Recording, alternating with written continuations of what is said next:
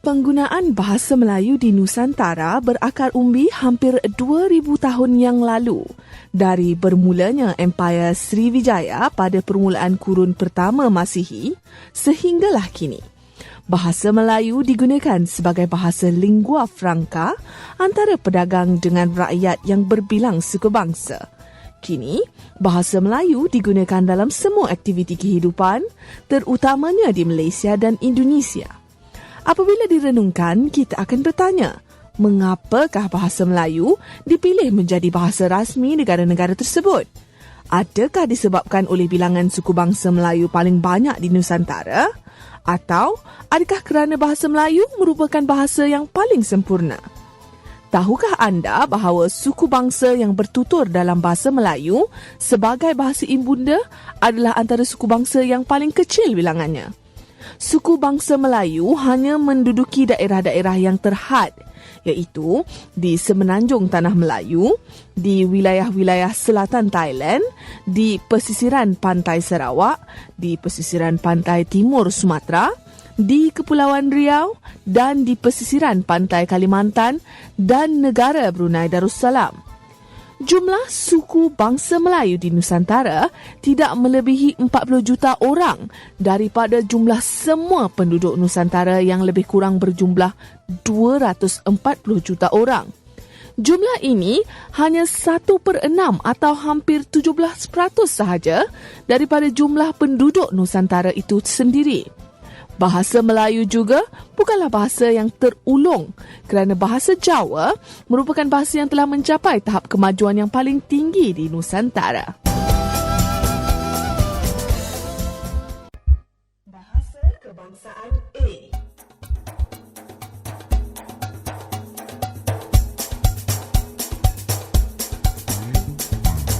Pemilihan bahasa Melayu sebagai bahasa rasmi adalah berasaskan beberapa ciri istimewa yang terdapat dalam bahasa Melayu itu sendiri, yang tidak terdapat dalam bahasa-bahasa lain di Nusantara.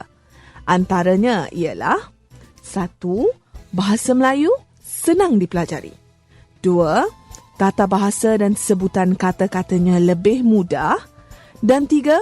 Bunyi kata-katanya lunak dan indah. Oleh itu, semenjak dari zaman silam, bahasa Melayu telah pun dipilih sebagai bahasa yang digunakan untuk berkomunikasi antara satu sama lain. Bahasa Melayu telah memainkan peranan sebagai bahasa lingua franca di Nusantara. Bahasa Melayu juga mempunyai banyak rumpun bangsa. Bahasa ini serumpun dengan banyak bahasa lain di Nusantara dan juga mempunyai hubungan kekeluargaan dengan bahasa-bahasa dari Kepulauan Polinesia yang tersebar luas di Lautan Pasifik dari utara hinggalah ke selatan. Di Malaysia, bahasa Melayu serumpun dengan bahasa-bahasa Bumi Putera lain seperti bahasa Iban, bahasa Bidayuh dan bahasa Melanau di Sarawak. Di Sabah pula, bahasa yang serumpun dengan bahasa Melayu ialah bahasa rakyat pribumi, iaitu bahasa Kadazan Dusun, bahasa Bajau, bahasa Murut, bahasa Visaya dan bahasa-bahasa rakyat pribumi yang lain.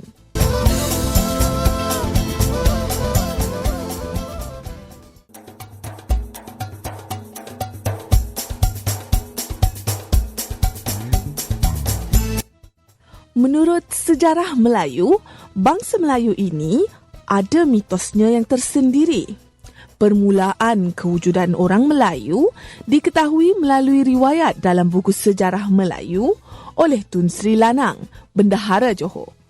Legenda ini bermula dengan termeterinya perjanjian antara Demang Lebar Daun dengan Sangsa Purba di Palembang, Sumatera Selatan.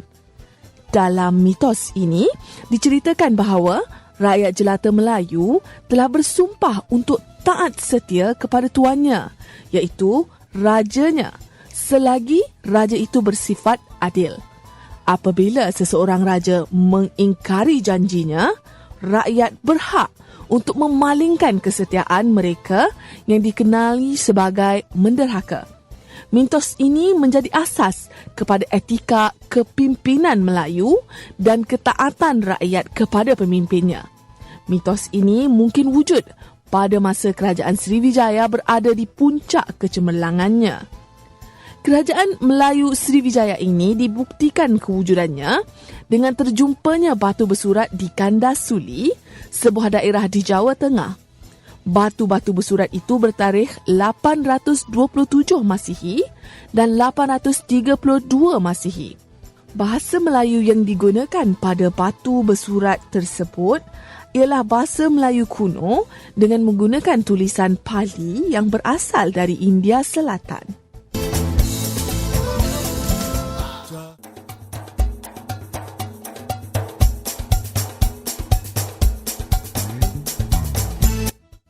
Kerajaan Sriwijaya merupakan sebuah kerajaan Buddha dan telah menerima pengaruh kebudayaan Hindu dari India Selatan. Dari sudut bahasa, kemasukan perbendaharaan kata daripada bahasa Sanskrit bermula seawal kerajaan Sriwijaya ini lagi. Oleh sebab pengaruh ini telah bertapak begitu lama, maka perkataan-perkataan itu telah sebati dengan bahasa Melayu. Umpamanya, banyak perbendaharaan kata yang kita gunakan setiap hari merupakan perkataan-perkataan yang berasal daripada bahasa Sanskrit. Contohnya, perkataan seperti warna, jiwa, wira, pujangga, raja, mahkota, negeri, margastua, syurga dan beratus-ratus lagi perkataan lain. Perkataan-perkataan Sanskrit telah begitu sebati sehingga kekal dalam perbendaharaan kata Melayu, walaupun orang Melayu telah menganut agama Islam. Sebaliknya, orang Hindu yang bertutur dalam bahasa Hindi pula menggunakan istilah-istilah Arab bagi menggantikan perkataan-perkataan Sanskrit kerana kuatnya pengaruh Islam di India pada masa pemerintahan dinasti Mughul dahulu. Contohnya, penutur-penutur bahasa Hindi menggunakan perkataan-perkataan seperti Jannah bagi syurga dan Jahannam bagi neraka. Penggunaan bahasa Melayu sebagai lingua franca oleh semua orang yang berurusan dengan daerah-daerah di Nusantara bermula dengan Empayar Sriwijaya sejak awal kurun pertama Masihi.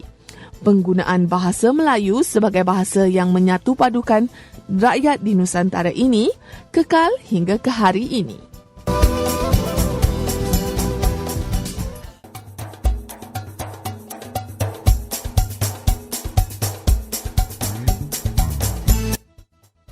Semasa Sriwijaya berkuasa di Nusantara, empayanya berpusat di kedua-dua belah Selat Melaka.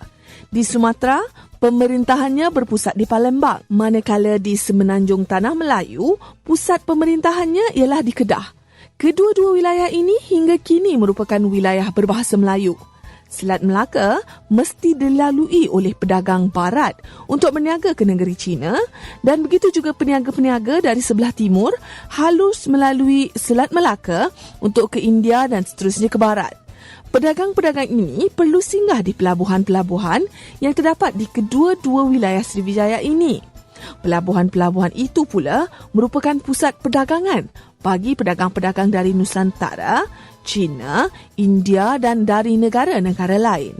Dalam menjalankan urusan, mereka memerlukan satu bahasa yang dapat digunakan sebagai alat komunikasi antara mereka. Oleh sebab pelabuhan-pelabuhan ini berada di bawah kuasa Sriwijaya, maka bahasa perantaraan atau lingua franca yang digunakan ialah bahasa Melayu. Selain kerana kerajaan Sriwijaya itu kerajaan Melayu, terdapat juga beberapa faktor lain yang menyebabkan bahasa Melayu diterima sebagai lingua franca.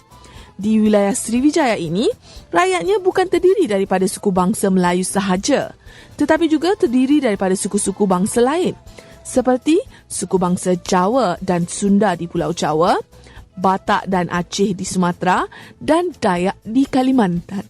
Bahasa Melayu dipilih kerana suku bangsa Melayu mendiami pesisiran pantai tempat pelabuhan-pelabuhan itu didapati. Selain itu, bahasa Melayu lebih mudah dipelajari daripada bahasa suku-suku bangsa yang lain. Bahasa Jawa jauh lebih sukar dipelajari kerana perkataannya sukar disebut dan mempunyai bentuk atau dialek yang berbeza dan dengan perbendaharaan kata yang berbeza pula. Kesukaran ini menjadikan para pedagang memilih untuk belajar dan berkomunikasi dalam bahasa yang lebih mudah, iaitu bahasa Melayu.